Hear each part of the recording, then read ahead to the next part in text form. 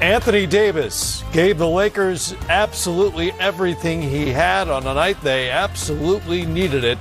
Superstar output from AD, who went for a season-high 42 to go with 12 boards, 5 assists, 3 blocks. He had 15 of 17 from the free throw line alone. How much did I say that he needed to get for them to get a win? I think you said 12. I said 40. No, you said 40. I said 40. Listen, you were right. What I'm talking about. You were right. 50-50. And the Lakers get the win over the Phoenix Suns. Suns drop a full 2 games back of Utah for the best record in the league and, of course, the West. The Lakers are game back of the Trailblazers, 2 back of the Mavericks for the 5th and 6th seeds, respectively. But remember, they don't have the tiebreaker against either of those teams. So add a number, basically, to both of those. Still looking like the 7th seed for the Lakers, but this was a significant development. We welcome you into Game Time, presented by Kia from our Atlanta World NBA TV headquarters and other parts of the world where Brendan is. That's Channing Frye right there. Yes. I'm Matt. Good to have you with us. How significant a win, Channing, is this for the Lakers, considering the state of affairs in L.A. right now? I think this is good. You always want to end the season on some on a good note, and for me, this was that Anthony Davis game, right? We had seen this in the bubble.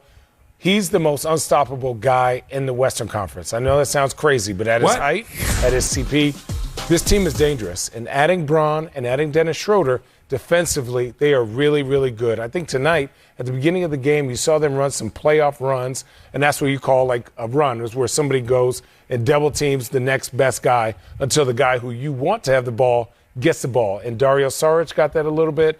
Frank Kaminsky had that, and they just weren't making plays. But I love the Suns fight, but this was a must-win for the Lakers, and they played like that tonight.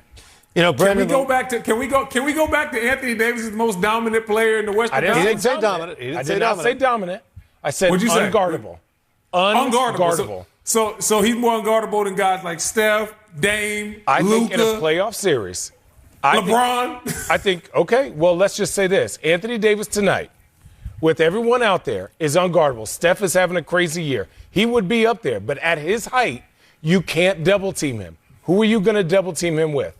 And he doesn't just rely on threes. Now, Steph is the greatest three-point shooter. That will be the only other guy I would say is unguardable. But at his height and his skill set, he can defend 1 through 5.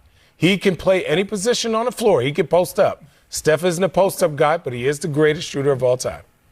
I think I like the way you phrased it. Hey, man, before. y'all clip this off for me. I'm going to use this later on. For who? Who else? Who else is there?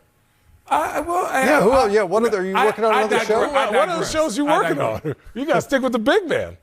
No, because when I'm right, I'm going to clip it and I'm going to send it to you. You know, we're petty like that. We send each other stuff like this. I think the way you phrased it earlier was something about most difficult matchup in the Western Conference. I think that's maybe better than unguardable, because I get your point, because you bring in the defensive end as well. There's no way to really scheme your offense against Anthony Davis to take him out. No. I mean, at the end of the day, Anthony Davis can play at 3, 4, or 5, right? I've seen him play with Jerez. I've seen him play with Marc Gasol, Drummond, Braun.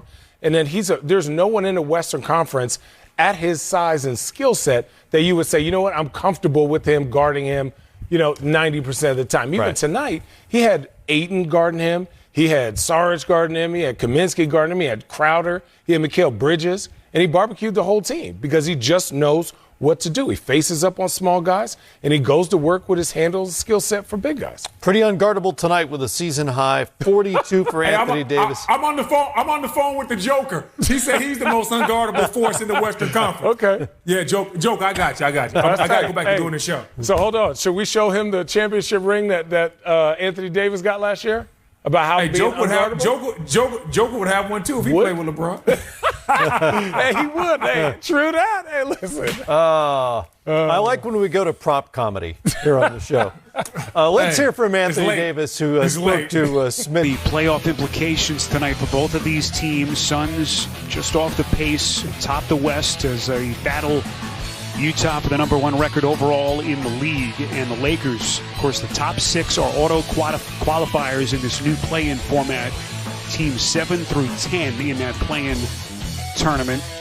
Lakers, if you consider the tiebreakers now that they've lost to both Dallas and Portland, they're 3 and 2 games back of those two teams respectively. lot of ground to make up, Smitty, with just 4 regular season games left for the Lakers after tonight. Yeah, having this win helps. But like you said, that's a lot of ground to make because of they lose the tiebreakers to the Blazers and the Mavericks.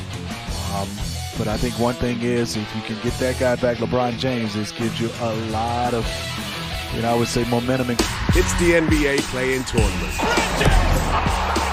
8 teams. Wow! 6 games for those final 4 spots. The NBA play-in tournament. Win to get in.